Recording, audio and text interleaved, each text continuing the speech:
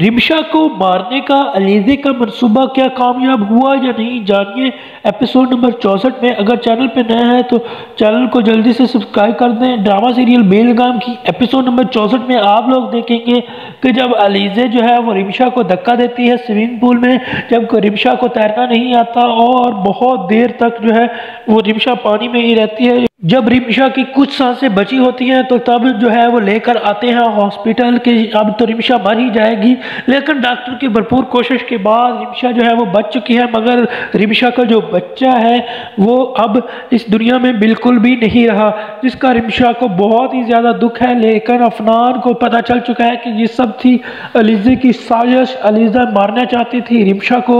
اور اللہ نے رمشا کو بچا لیا اور وہ سب کچھ اب ہے جان گیا۔ جبکہ علیزے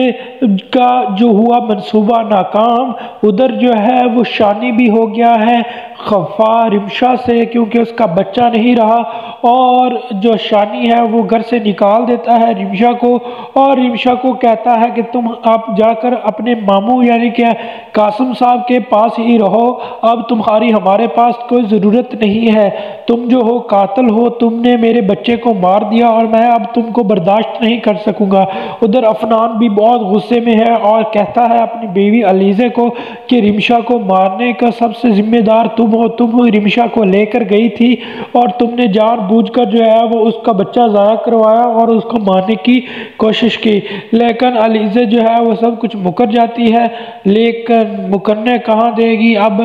رمشا، اور رمشا سب کچھ بتاتی ہے لیکن اس کی بات کا کوئی یقین نہیں کرتا، لیکن افنان کو ہوتا ہے مکمل یقین اور اب چھوڑ گیا ہے اس کو واپس گھر قاسم صاحب کے شانی۔ تو کیا شانی جو ہے وہ اب دینے لگا ہے طلاق رمشا کو؟ اگر طلاق دے گا تو کیا افنان کرے گا رمشا سے شادی؟ کمنٹ میں ضرور لکھیے گا۔